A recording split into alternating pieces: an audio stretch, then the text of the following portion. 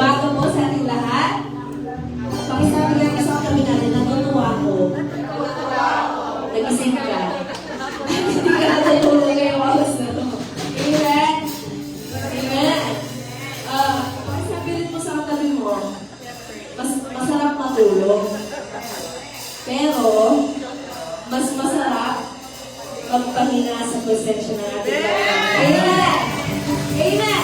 Dahil po na naniniwala na presensya ng Panginoon sa ating pahinga. Kung walang talk po tayo, palakpakan natin ang ating Panginoon. Kapag si Lord ang pinapalakpakan. God will bless. Amen!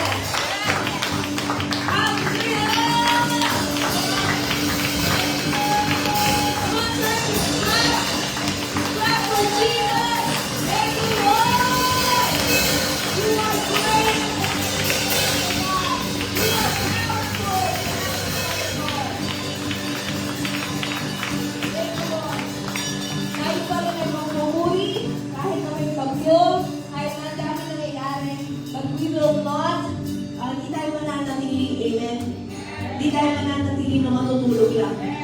We will continue to praise the Lord in the midst of this storm, in the midst of challenges. Sabi nga po sa Psalms chapter 126 verse 5, those who saw in tears will rip with songs of joy. Amen. Sisigaw, kahit umiyak ka pa, mamagdamag, we will still worship the Lord. Last night, meron po ako napanood na video ni Pastor Rick Warren. Sabi niya, how can I choose joy if my heart is broken into million pieces? Sabi niya. So this morning, as we praise the Lord, we will worship Him kahit ano man dadaan natin. Kaya sabi mo sa katabi mo, nandito ka kasi may gagawin sa'yo si Lord. Huwag tayong susubo. Amen. Amen. Amen. God is good.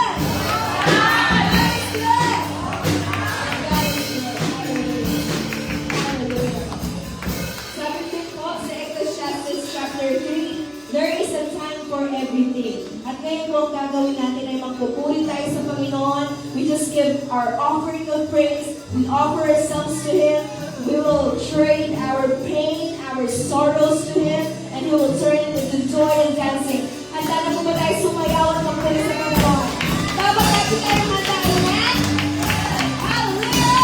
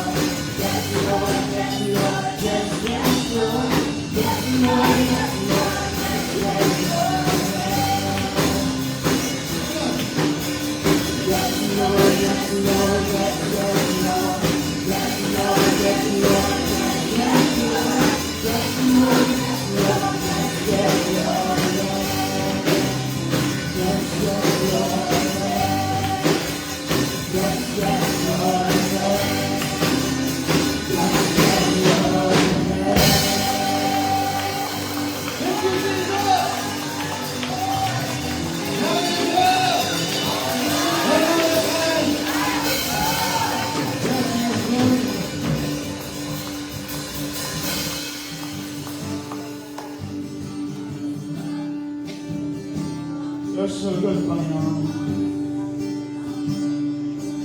Thank you, Lord God, for the faithfulness, for the goodness, Panginoon, sa mga buhay mo. We are protected.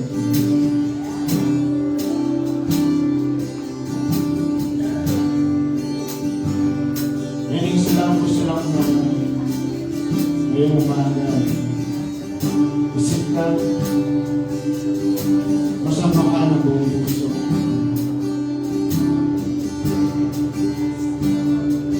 Jesus, you are the center.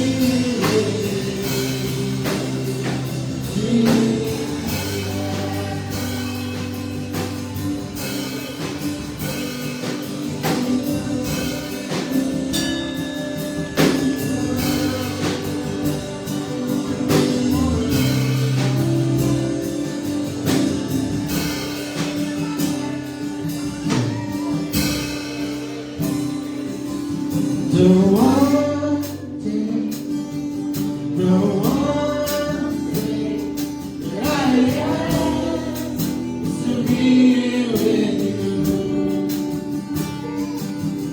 The one thing, the one thing that I ask is to be with you. One thing, the one thing, the one thing that I ask is to be with you.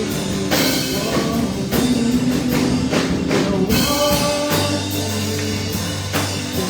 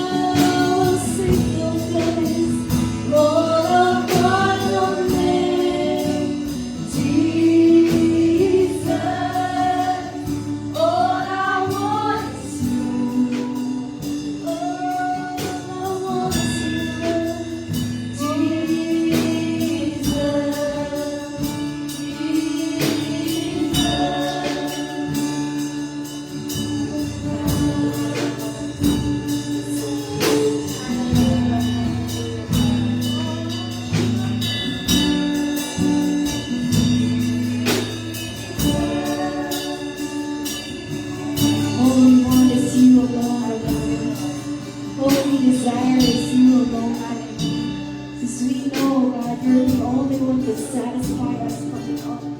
Sabi nga po sa Ecclesiastes, Lord, it's like we're chasing the wind, Panginoon, kapag kami naghahanap ng mga bagay, Panginoon, na that can only be found on earth, Panginoon.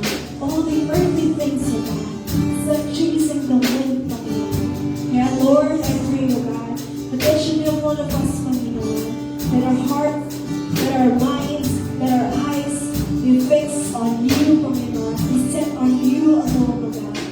And Lord, as we worship you, Lord God, as we praise your name wherever we are, whatever we do, Panginoon, let your name alone be glorified and honored, O God. And Lord, no matter what we're going through, Panginoon, sa bansang Pilipinas, Lord God, sa iba't ibang parte ng mundo, Panginoon, sa buhay natin, Panginoon, in the midst of everything, O God, we will still rejoice, Panginoon, and worship and praise your name and glorify you, for you are alive, Panginoon, and you are with us, Panginoon, that there is hope in you, O God, that there is faith, Panginoon. And Lord, maraming salamat po, Panginoon, for your grace and favor and mercy, O God. Thank you, Lord, for the freedom, Panginoon. Thank you, Lord, for the rest, Panginoon, kapahingahan, Panginoon. Na ano man gawin namin, Lord, we are doing it for you, O God. And Lord, that brings us, Panginoon, na walang kapantay na kasiyahan, kapayapaan, Panginoon, at kalayaan, Panginoon. Maraming salamat, Lord. Continue to fill us, O God, in your presence. And this morning, O God, may you open up our eyes and our hearts and our ears, Panginoon. And may we become sensitive to your voice, O God. And Lord, I pray, Panginoon, na mas maintindihan namin. Give us that wisdom and understanding to your word so that we can apply it in our lives, O God. May each and every one of us here, O God, become a channel of blessing, become an instrument, become a living testimony, Lord. Maraming salamat po. We give back all the glory, honor, and praise to you. In the mighty name of Jesus. Amen.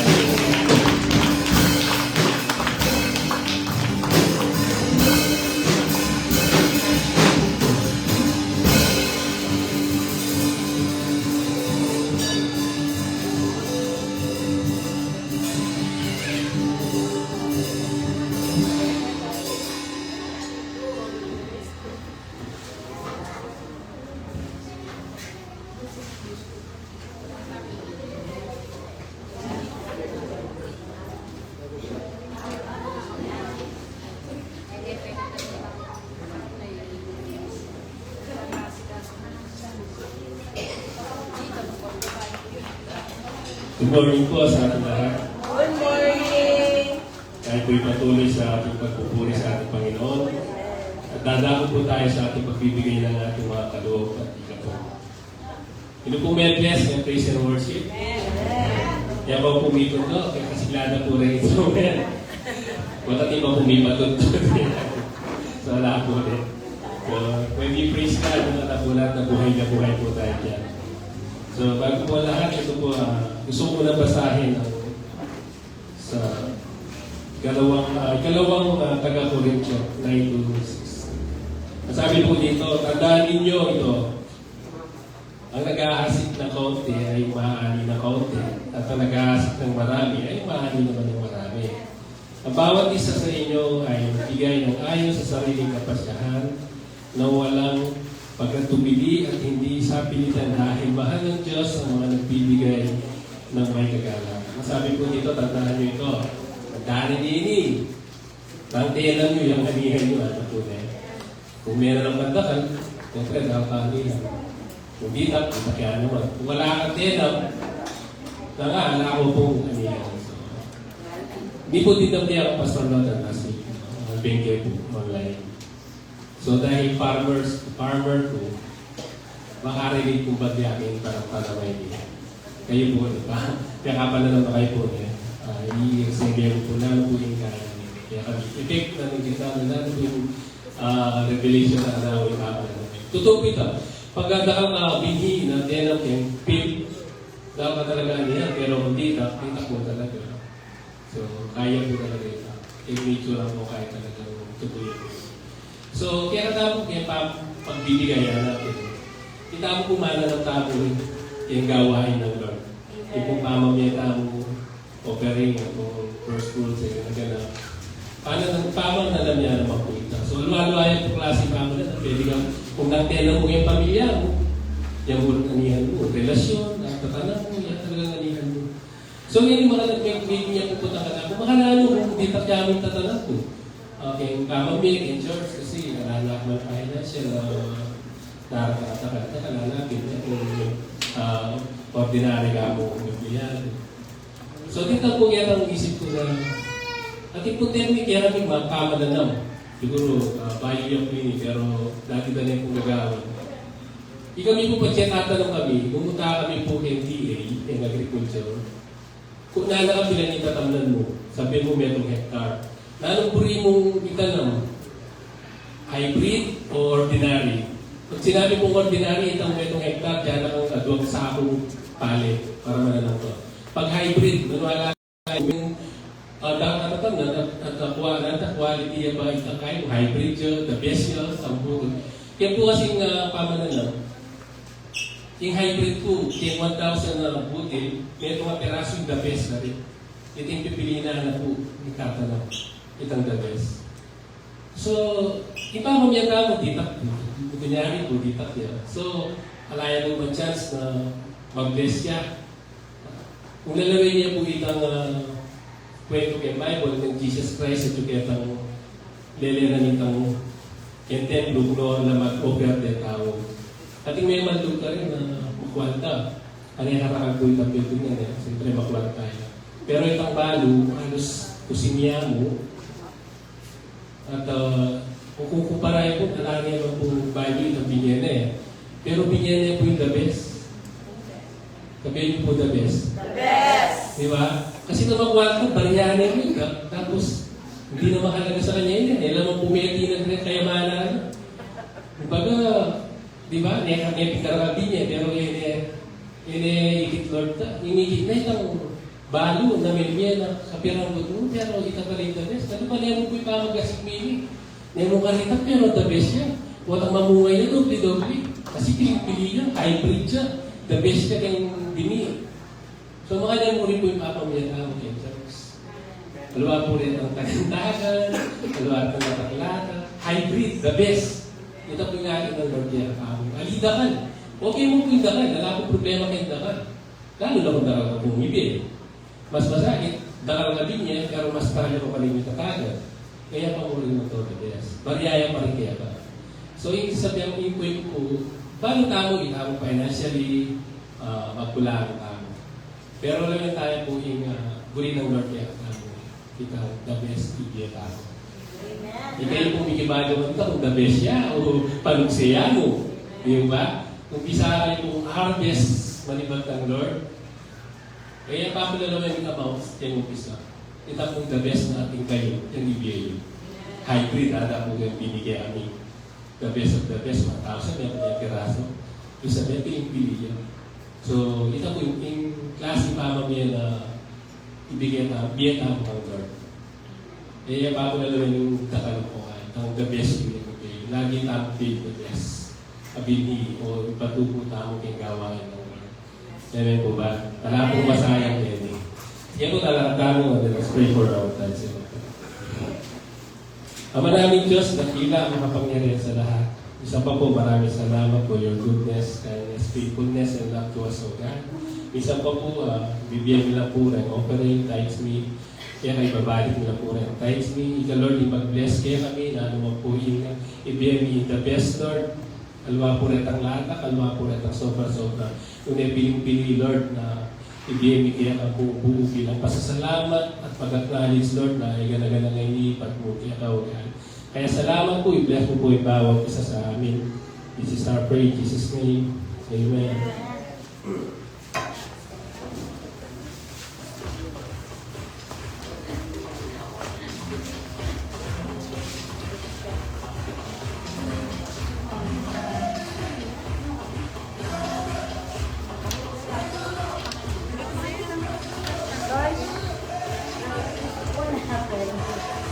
Every Saturday.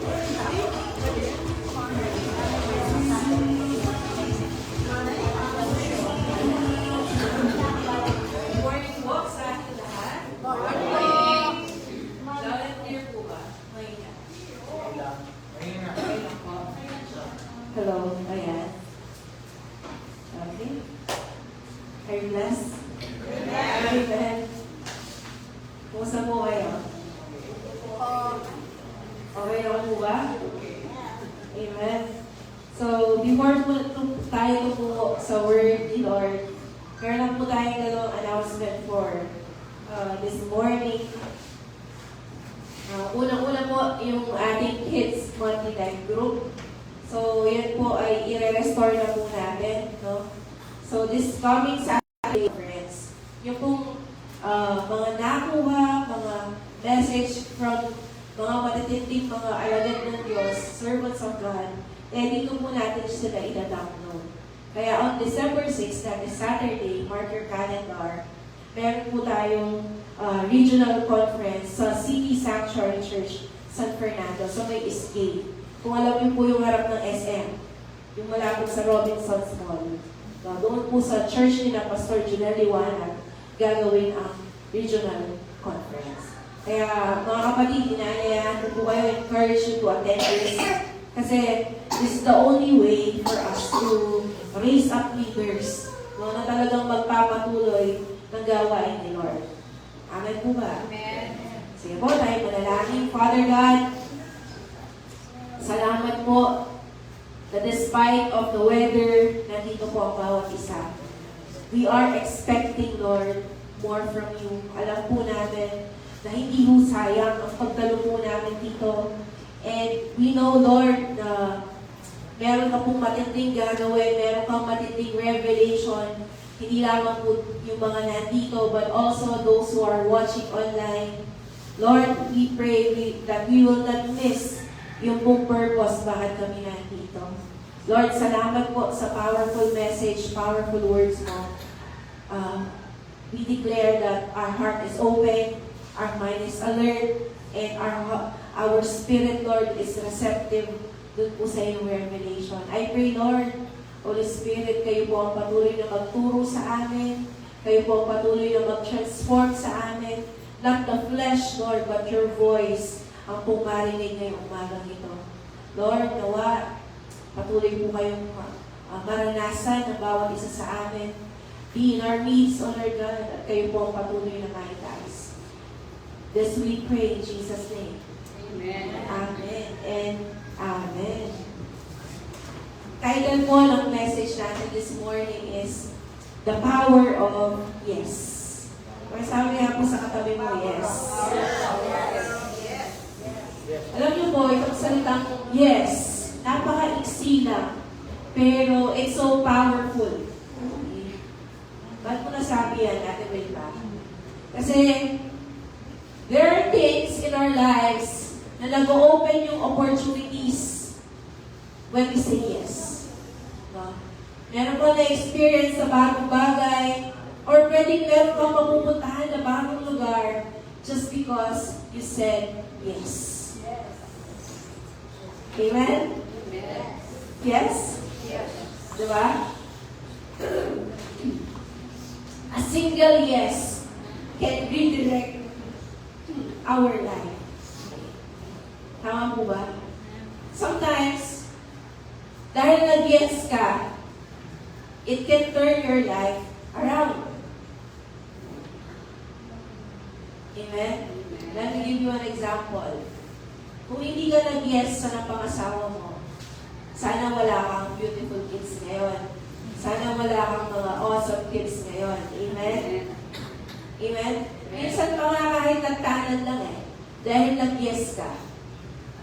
Sa grace ng Lord, meron pa rin napuntahan na maganda yung pag-yes mo. Amen? Sino ba mga nagtanan dito? Sino po itasan yung kamay? Amen? Mga magandang trabaho, makakapunta sa mga iba't ibang bansa. At ngayon, nagpapastora. Amen? Amen! A simple yes can change your life. Amen? Sometimes sa trabaho, yung merong bagong task, merong bagong responsibility na gustong ibigay sa'yo, o kaya gusto kang i-promote. And sometimes you feel, di ba? Parang unqualified. You doubt yourself. Nagdududa ka sa iyong sarili, kaya hindi ka makapag-yes. Pero kapag nilakasan mo yung loob mo, hindi mo pala alam. Diba? You grow, ay, kaya ko ba nang gawin to? Amen? Ganun po ka-powerful ang salita, yes. Pero disclaimer lang po, diba? Hindi naman po lahat ng mga nagtatanong sa atin ng will you marry me? Will you go to this place? Lalo na kung hindi naman po katiwa-tiwala, diba? Magpapahamak sa atin. Eh, syempre, hindi naman po tayo mag-yes doon. Tama po ba? Amen? Meron pa rin po dapat wisdom sa ating pag-yes. Baka sabihin nyo, pinag-wish ni Ate Wilma, mag-yes daw ako ng mag-yes.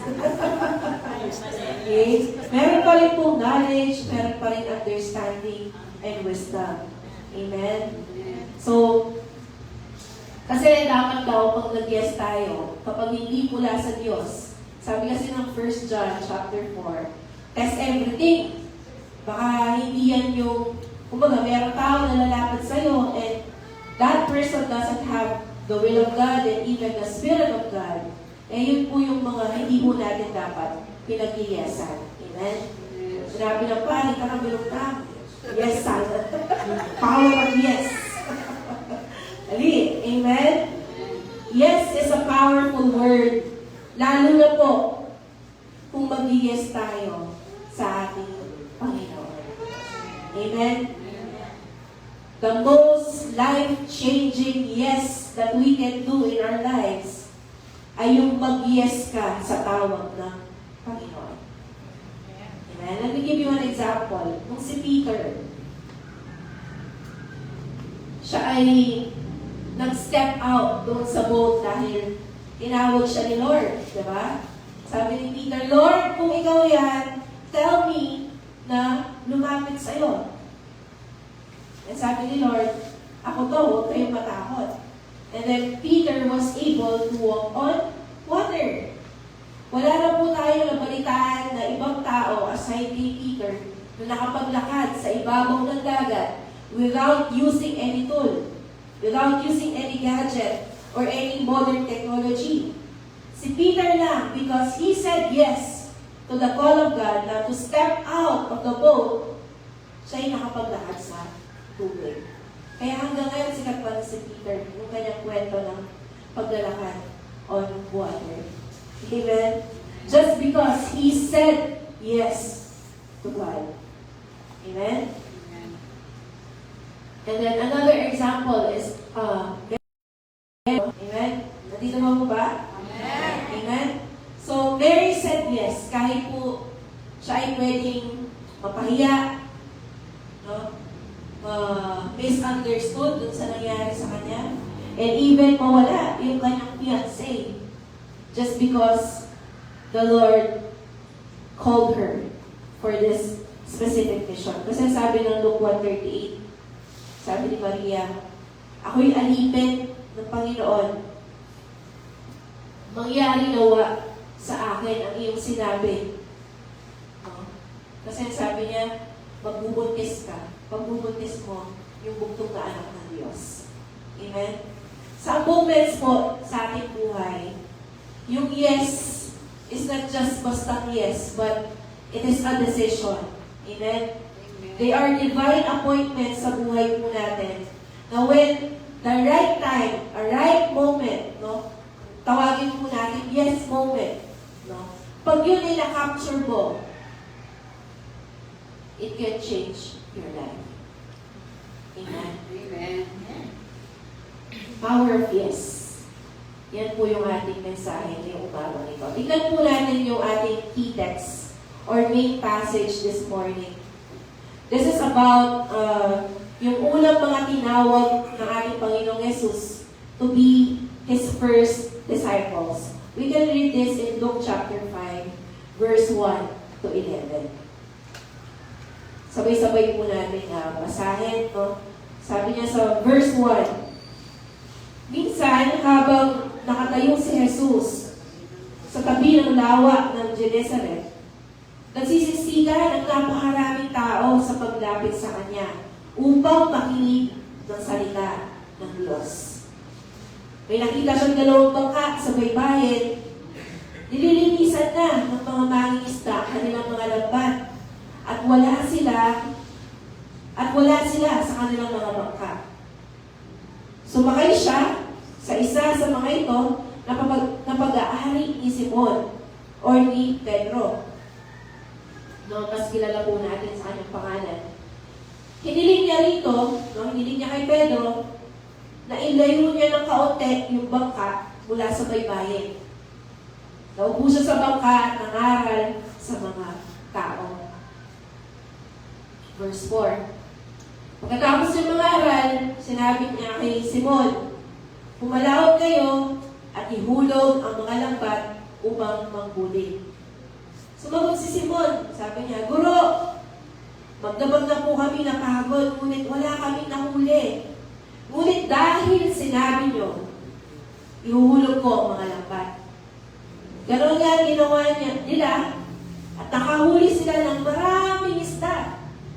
Kaya halos napunit ang kanilang mga lambat. Kinawayan nila yung kanilang mga kasamahan. Sabi niya, "Hindi kayo, no? Humingi sila ng tulong."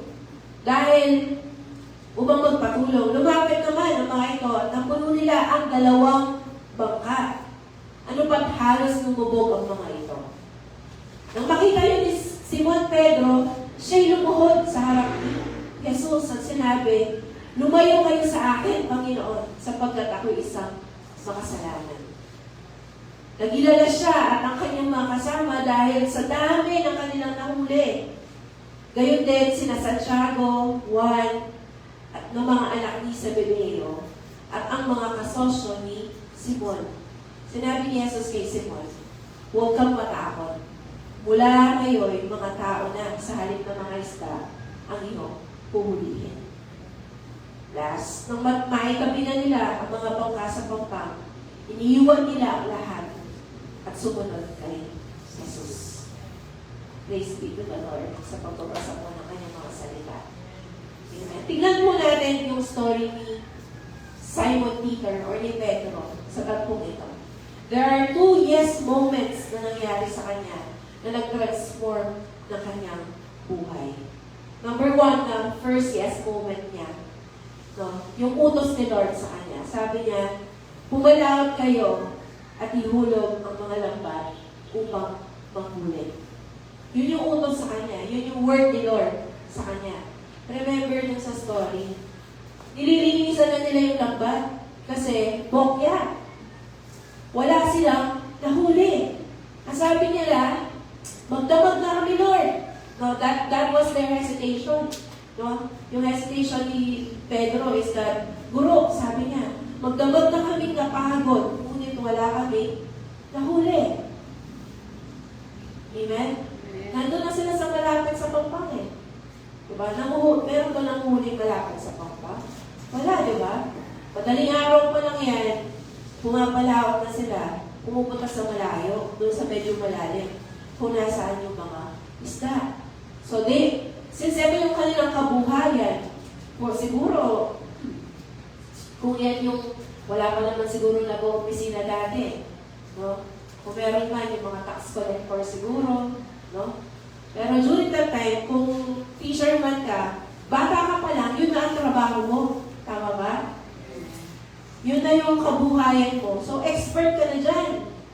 Ilang taon mo nang ginagawa, alam mo na yung kalakaran kung saan yung pwesto, kung saan ka makakahuli, ano yung mga techniques and strategy. Tama ba? At tapos, pupunta si Jesus na hindi naman mangingisda. At sasabihin niya sa'yo, ihulog mo. Diba? Yung lambat mo.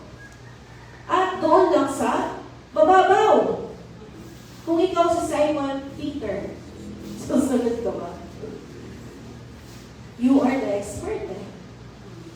Tagaturo lang ako ng word ni Lord. Are you going to follow?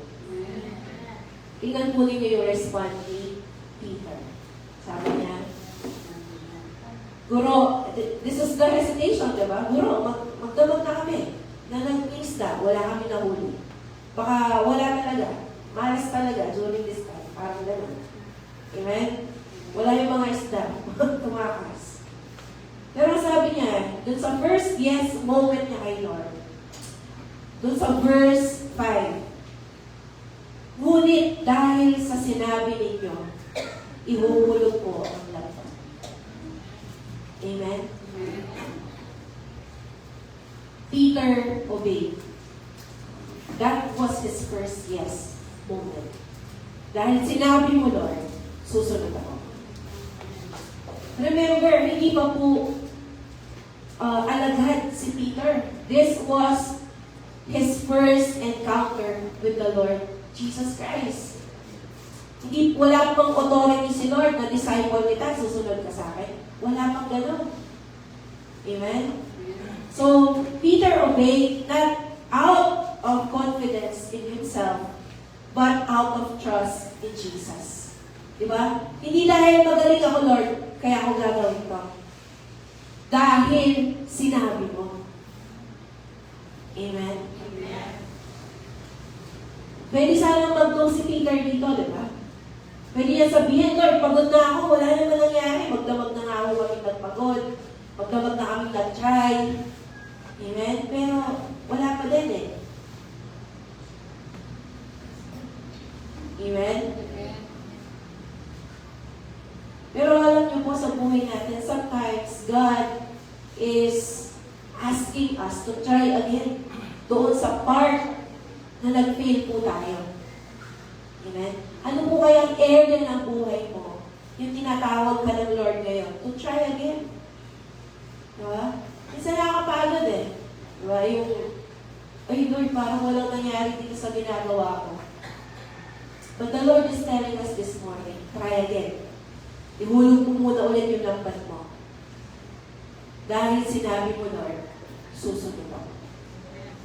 And we not for them, natulungan sila kasi they cannot contain yung isda na kanilang nahuli. Amen? Imagine it. Malapit ka lang sa pampang, nakahuli ka ng 2 bangkang isda. That is supernatural. Amen? Bakit? Ito po yung nangyayari when we say yes to God. Number 1, we experience the power of God in our lives. Gusto mo ma-experience yung miracle ni Lord? Say yes to God. Amen? Gusto mo maranasan yung breakthrough? Say yes to God. Amen? Say yes to God. Ang prayer ko po sa atin, hindi natin malampasan yung yes moment natin. Yung tinawag ka ni Lord, pero you said no. Na-miss mo tuloy yung miracle. Na-miss mo tuloy yung great harvest. Na-miss mo tuloy yung breakthrough. Amen? So, sabi po dito, 2 bangka yung napuno nila. Halos lumubog na yung 2 bangka because of those great harvests. Amen? And tignan niyo po yung response ni Peter. Sa verse 8, nang makita niyo ni Peter, yung nangyari ng miracle, nangyari na breakthrough na yun, sabi niya, lumuhod siya sa harap ni Jesus. Sabi niya, lumayo po kayo sa akin, Panginoon, sapagkat ako'y isang makasalanan. Hindi mo yun word or statement of rejection ni Peter na parang ayaw niya si Lord. Hindi. No? It was a statement of, no? May bilibyo, may pahangaya because that is not ordinary. That is out of ordinary. That is supernatural. No? So, parang yung nangyari kay Isaiah. No? Di ba nung naranasan niya, nakita niya yung presence ni Lord, sabi niya, woe to me born of unclean lips. Nung nakita niya kung kasi ang unang pagkakakilala ni Pedro kay Jesus is guro, teacher. Diba? Tinawag niya guro, sabi niya. Pero after this yes moment niya kay Jesus, after the first yes, after he said yes to God, ang naging revelation na niya is that Jesus is Lord. Sino itong tao na to? He can control the nature. He can control yung mga animals, yung mga fishes. Amen po? No, so, dito sinabi niya, lumayo kayo sa akin. Kasi ako isang makasalanan. No, so, he felt unworthy to be near kay Jesus because of His holiness. Kapatid, when every time that we say yes to God, mas nare-reveal kung sino si Lord sa buhay po natin. Amen? Because we are getting deeper, no? Deeper and deeper as we walk with God. Yung pinag-pray mong trabaho, baka inaantay ka lang munang mag-yes ni Lord before mo naranasan yung miracle na yan. Amen?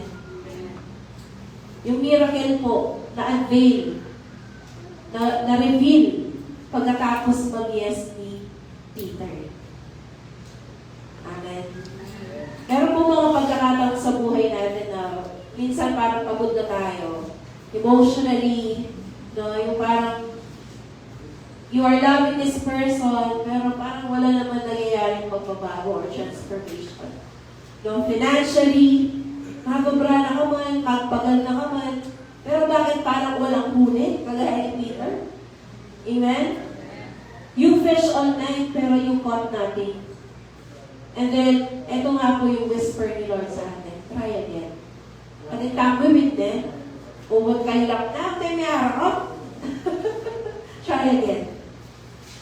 Try again. Try next week. Di ba? Kalitangin ba eh? Kung pahit ako? Amen? Sometimes you just need to try again. Amen po ba? Thank you, Lord.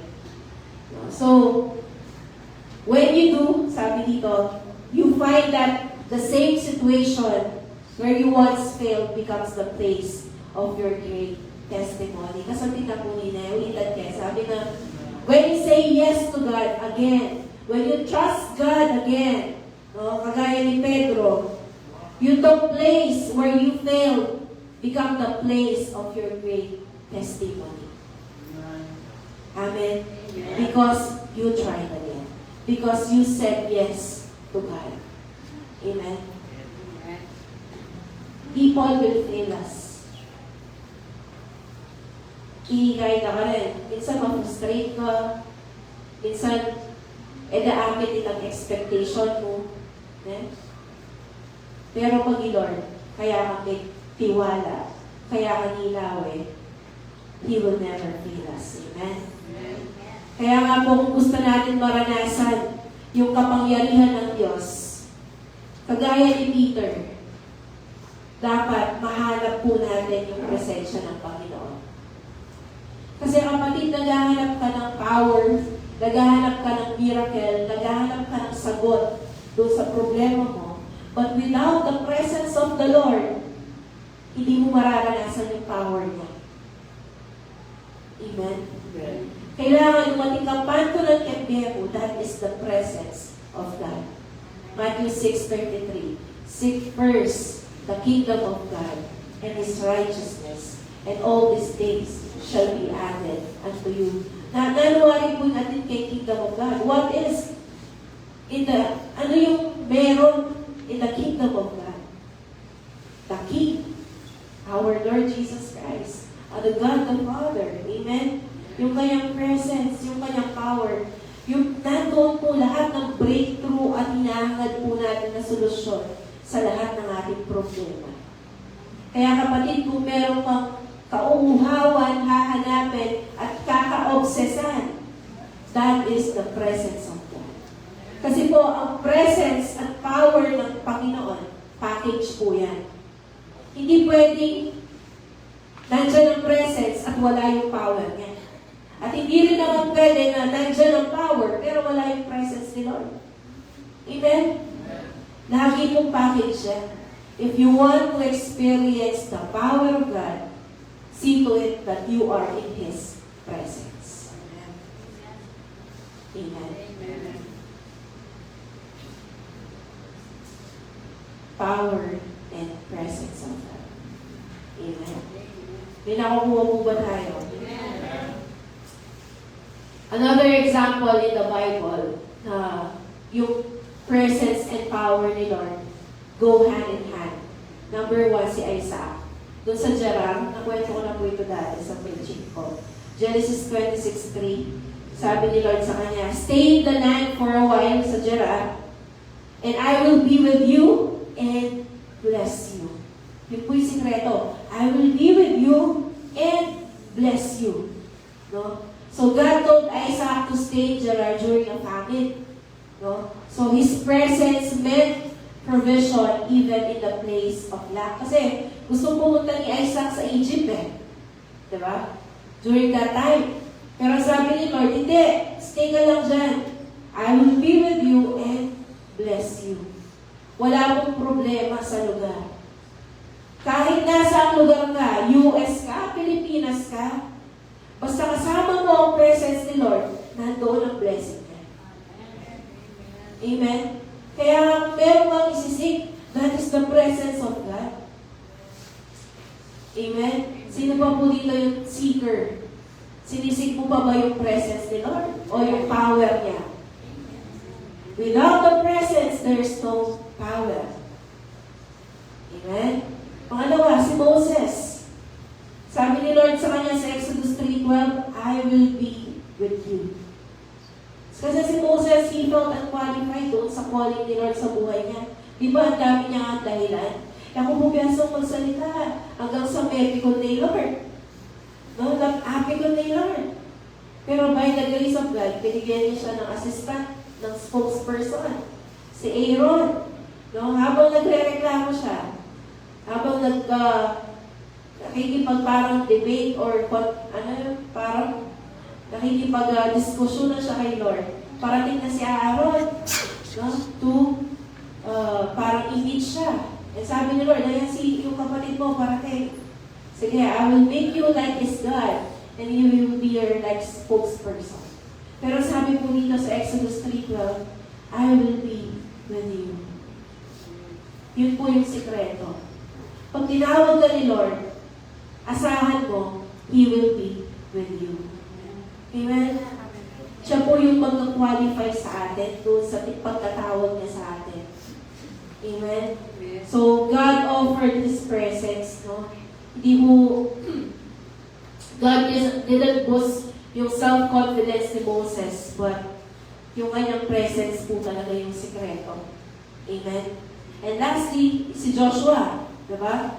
Nung, when he took over after Moses, nung namatay na si Moses, ang sabi ni Lord kay Joshua sa chapter 1, verse 5, As I was with Moses, so I will be with you. I will never leave you nor forsake you. Kasi Joshua faced an impossible mission, leading millions into the promised land. No? Yung kanina na si Moses na aayaw-ayaw sa calling ng Panginoon at first, no? Parang kagaya din po natin, di ba? Sometimes nakikita natin yung ating kahinaan, kakulangan, how we are unqualified. Pero iba po yung nakikita ng Panginoon. And later on, Moses was able to lead millions of Israelites doon sa malapit na sa promised land. Amen? And yun nga po, si Joshua na ang magtutuloy dahil namatay na si Moses. No? So, another impossible task. Amen? Pero sabi po ulit ng Lord sa kanila, I will be with you. I will never leave you nor forsake you. Amen? Kapatid, ito po yung gusto kong makuha natin this morning. If we say yes to God, sasamahan po tayo ng Panginoon. Amen? Ang sekreto lang is we say yes. Amen? Pangalawa pong point, and this will be my last. Kapag po tayo ay nag-yes sa Panginoon, we begin to discover our purpose and potential. Ano mo bang ibig sabihin ng purpose? Purpose is yung dahilan Bakit ka nandito sa mundo na ito? Ba't ka humihinga? Bakit ka isang Pilipino? Bakit ka napanganak sa pamilya na yan? You will discover the purpose. Amen? Dahil wala pong aksidente sa Panginoon. Hindi aksidente na ikaw ay Pilipino. Di ba? Para sasabihin mo, sana Australiano na lang ako, sana Amerikano na lang ako, sana naninirahan na lang ako sa Switzerland, sa mga mayayamang bansa. Hindi ko sana nararanasan itong bagyong Juan. Amen. Hindi ko sana nararanasan itong korupsyon na ito. Alam niyo, pag nanood kayo, talagang bala may bupeng batingan ng Pilipinas. Amen? Pero alam niyo, madami lang mag-yes sa Lord, mababago ang bansa. Madami lang mag-yes sa Lord, magpagamit sa Panginoon, we will see it in Philippines. Amen? No? So, when we, second yes moment, ito yung second yes moment ni Peter. Sabi niya sa Luke 5:10, sabi ni Lord kay Peter, huwag kang matakot. Mula ngayon, mga tao na sa halip ng mga isda ang iyong huhulihin. This is the call of God sa buhay ni Pedro. Hindi ho purpose ni Pedro ang maging mangingisda. Ang purpose ni Pedro pala is to catch people instead of fish. Kapatid, lahat ng mga pinagdaanan po natin, mga past experiences, past jobs and careers na meron po tayo, ginagamit po yan ng Panginoon para tayo ay i-ready, ihanda doon sa talagang pagkatawag natin. Amen? So Jesus didn't just fill Peter's net. Sabi dito, he filled his life with purpose. Hindi lang po tayo basta binibless ng Panginoon kapag nasa atin ang kanyang presensya, kung hindi, pinupuno niya rin po ng purpose and meaning ang ating buhay. Wala kang direction? Say yes to God. He will give you direction. Wala kang pangarap? Say yes to God. He will give you visions na hindi mo sukat akalain. Amen? So yung call ni Jesus, no, is para pong masasalamin din natin sa original purpose ng mankind. No? Kung titignan po natin ng Genesis 1:28, ang sabi dyan, ito po yung mandate, mandato, yung ating charge, kumbaga, kung ikaw ay, kumbaga parang, ito yung mission, no? Ang sabi dito sa Genesis 1:28, magpakarami kayo at punuin ninyo ng inyong mga anak ang buong daigdig. Could be physical, but also applies spiritually. At kayo ang mamahala nito. Binibigyan ko kayo ng kapangyarihan sa mga isda, sa tubig, sa mga ibon, sa impapawid. Gawin ninyong alagad ko ang mga tao. Ay, sorry. Nag-jump yung mata ko. Sa ibon, sa impapawid, at sa lahat ng mga hayop na nasa ibabaw ng lupa. Amen? This is the mandate for us. Kaya kapatid, bakit po ngayon bumaba? Diba sa Cebu? Ang tinuturong dahilan ay dahil sa pagkakalbo ng mountain nila. No, dahil meron pong ginawang high-end subdivision doon na pinayagan naman ng gobyerno. No, kaya daw po ganyan na naranasan nila yung sobrang pagbaha. Kapatid, because we are the managers of the earth. Kung ano pong gawin natin dito, tayo rin po ang nagsasuffer. Kung pagandahin mo ito, tayo ang magbe-benefit. Kung sirain mo ito, tayo rin po ang masisira. Amen? Dahil ito po ang ating mandato for us to manage kung ano po yung binigay ni Lord sa buhay po natin. And sabi pa po sa Matthew 28, the greatest commission, sabi dito, kaya humayo kayo, gawin ninyong alagad ko ang mga tao sa lahat ng mga bansa. Bautismuhan ninyo sila sa pangalan ng Ama at ng Anak ng Espiritu Santo. Turuan ninyo silang sumunod sa lahat ng inuutos ko sa inyo. Tandaan ninyo, ako'y laging kasama ninyo hanggang sa katapusan ng panahon. Again, When we say yes to God's mission, kasama po natin ang Panginoong gumagawa doon sa Kanyang pinapatrabaho sa atin. Amen. Kaya po, ito yung lahat.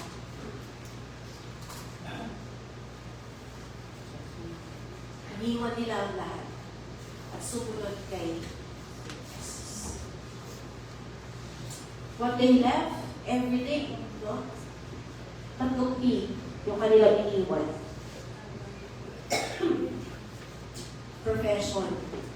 Yung kanilang pagiging mangisda, iniwan na mo nila. Pangalawa, yung kanilang possessions. Yung gold, yung kanilang livelihood. And last, yung profit. Anong ginawa nila sa isda, di ba? Iniwan na rin mo nila yun. Hindi na naging mas mahalaga yung kabuhayan, yung kikitain, at yung kanilang career na pagiging mangingisda. Ang sabi nila dito, iniwan nila yung bangka sa pampang at sumunod kay Jesus. Kapatid, during this moment, hindi naman mo pinapaiwan ng Lord yung lahat sa atin. Diba? May trabaho ka pa rin. May mga pamilya ka pa rin na kasama mo. Amen? Pero madalas, hirap na hirap po tayong mag-yes sa Panginoon. Amen? Meron po tayong hindi maiwan. Mga taong mga attached. No? Meron mga bagay, mga tao na hindi kayang talikuran. These are the people na hirap mag-yes sa Panginoon. Kaya mapalad ka, sabi ko sa katabi mo, nag-yes ka kay Lord. Amen? Amen? Tingnan niyo yung response nila, doon sa second yes, doon sa call ng Panginoon. Iniwan nila ang lahat at sumunod kay Jesus. This is what we call, sa panahon natin, radical Christians. Patay kung patay. Amen? All or nothing lang sila. Amen po? They left everything. Pero tignan nyo naman po yung dahil sa obedience nila. When Peter said yes to God, ano yung nag-open sa buhay niya? Number one is provision. Every time that we said yes to God's calling sa buhay natin, nag-open yung mga provisions ng Lord. Kasi kagaya ng hapon ng lagi natin naririnig, if it's God's will that you are doing, it will be God's will. Amen. Naniniwala po ako na pinag-aaral ako ng Panginoon. No, even though gumamit siya ng tao because meron po siyang purpose sa aking buhay. Amen. Nung ako po mag-aaral, baka ako biyasang magsalita. Amen. Nung ako po siguro kung hindi mo siguro ako nagtrabaho sa sales, baka hindi rin ako marunong magsalita. Kumbaga, sa buhay po natin, ginagamit ng Panginoon yung ating mga naging karanasan. Kasi po, gagamitin niya yung skill na na-develop mo para sa kanyang purpose sa buhay natin. Amen? May greater purpose. Bakit po ganun? Amen? And pangalawa, dahil nag-yes si Peter, na-open yung kanyang purpose. Kasi kung hindi mo nag-first yes si Peter na ihulog mo yung lambat, hindi ma-reveal sa kanya kung sino si Jesus. Amen? Hindi ma-reveal sa kanya yung purpose ni Lord sa buhay niya. And last, yung partnership. Walking with Jesus. Kasama lang mo niya si Jesus na gumagawa doon sa purpose. Amen? Alam niyo po yung yes. Yung mag-yes ka kay Lord. Sometimes, or most of the time, may risk at may bayad. It is worth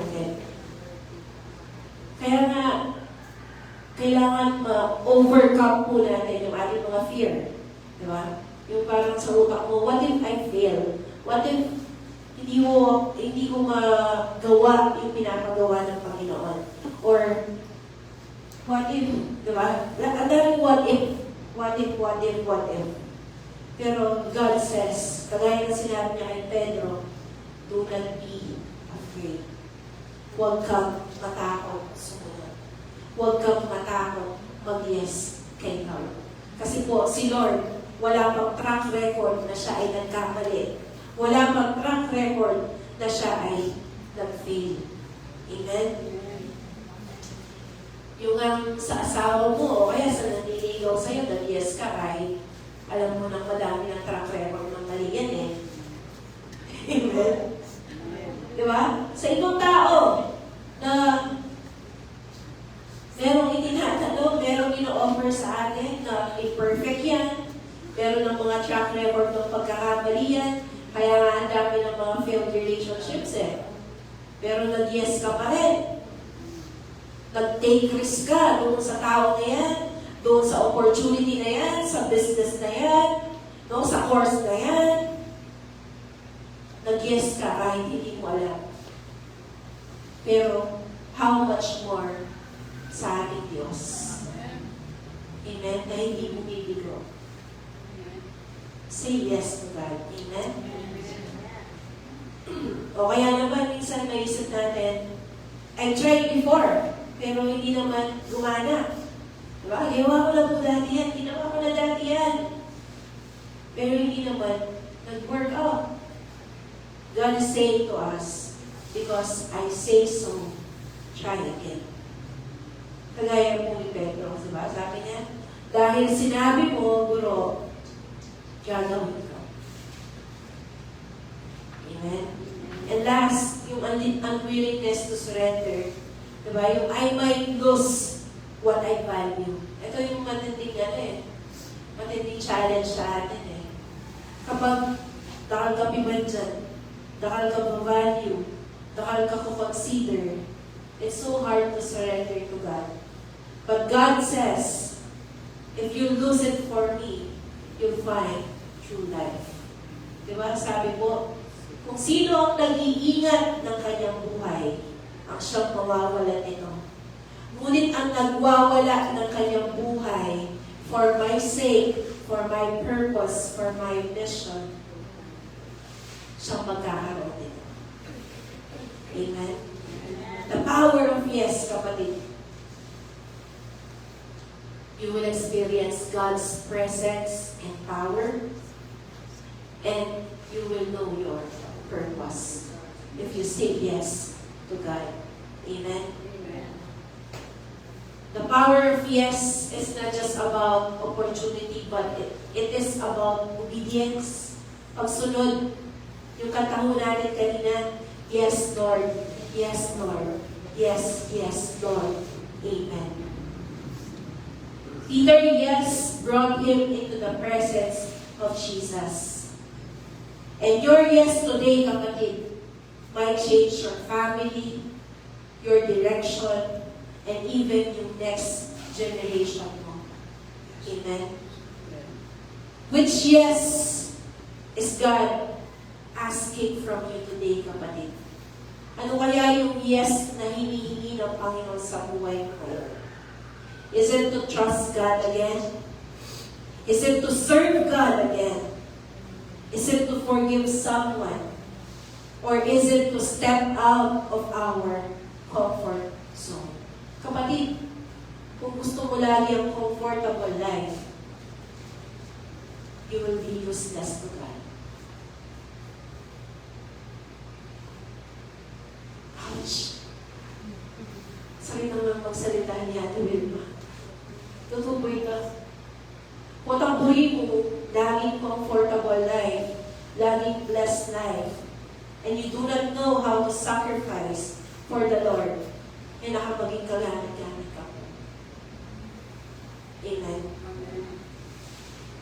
Ayaw pong minuna, tapukwento ko kaya kayo, yung tinatawag ko yung Pastor Laga. Ikaw na yung maging pastor dyan. Tapong bisa. Why? I know there's a price, a high price to pay in God's calling. I know there's a high price. But I know it will be worth it because I said yes to God. Amen.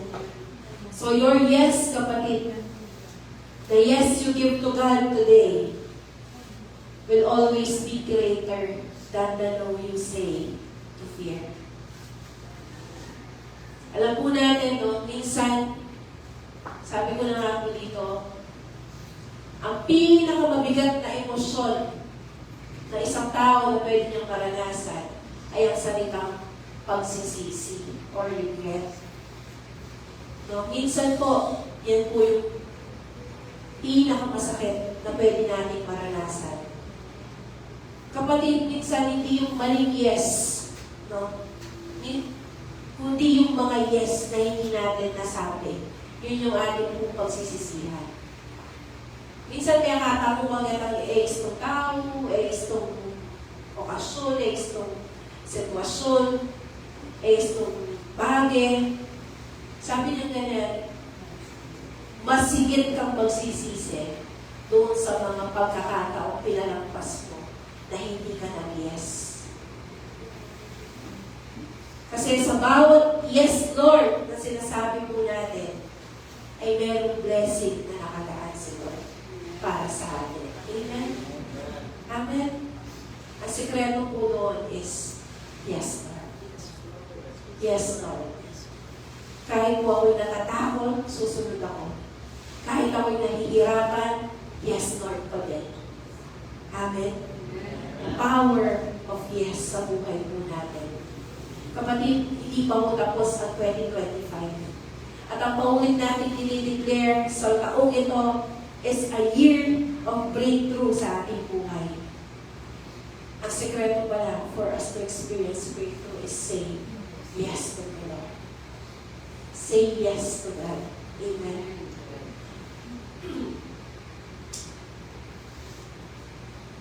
Kung meron po dito na hindi pa po nag-yes kay God, sabi po ganyan sa Revelation 3:20, narito ako, ako'y nakatayo sa pintuan at patuloy na kumakatok. Kapag marinig ng sino man ang aking tinig at magbukas ng pinto, ako'y papasok sa kanya. Ako ay maghahapunang kasama niya at siya'y kakain kasama ko.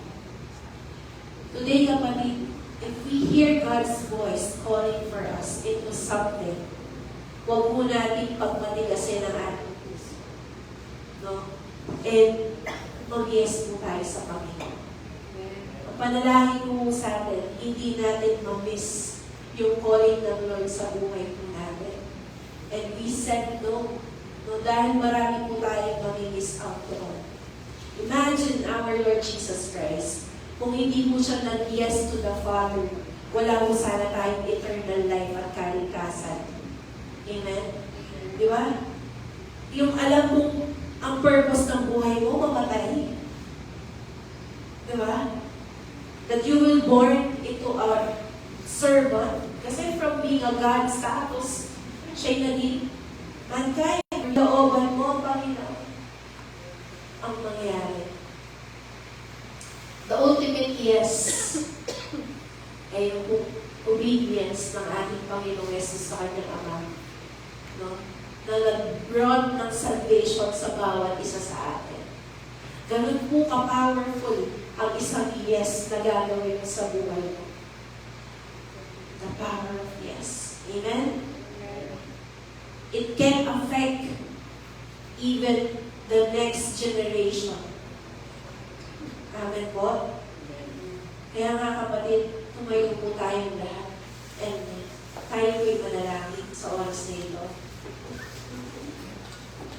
At nais po, awitin po natin yung kantang Here's My Life by Planet Shakers. No? Masabi ganun ng kanta, Holy Spirit, fill me, overwhelm me. Holy Spirit, use me for your glory. Here's my life. Let it be a living sacrifice. All that I am, surrender into your hands. I surrender. Amen. Sa oras po na ito, kapatid, tinatawag po tayo ng Lord para mag-yes sa kanyang pinapagawa sa ating kapanahunan. Gawin po na ito panalangin itong magkamito. Hallelujah, Jesus. 'Cause I want to be who you want me to be. The depths of my soul are yours, Lord, to know. 'Cause I want to be who you want me to be. Holy Spirit, fill me. Overwhelm me. Holy Spirit, use me for your glory. Here's my life. You want to offer your life to God right now? Let it be a living sacrifice. All that I am, surrender into your hands. I surrender. Hallelujah, Jesus. No matter where, kahit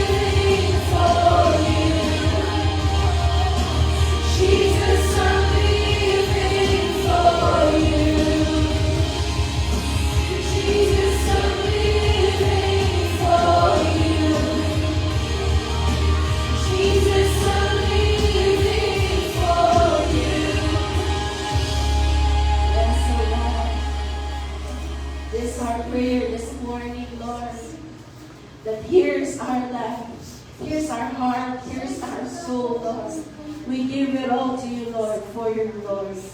And Holy Spirit, is our prayer that you fill us, that you overwhelm us, and that you use us for your glory, Lord God. Not for us to be famous, Lord, but, Panginoon, for your glory, O Lord God. Maraming salamat po, Lord.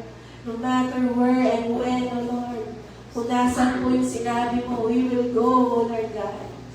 We will say yes to you, Lord, because wala pong lugi, walang sayang, and we know it will all be worth it, O Lord God. Salamat ang marami, Panginoon.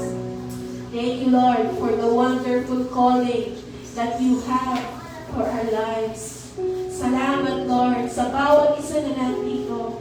You have a purpose. You have a reason. Bakit po kami nabubuhay? Why we are Christian at this moment? Why we are your children? Lord, meron kang gagawin through our lives.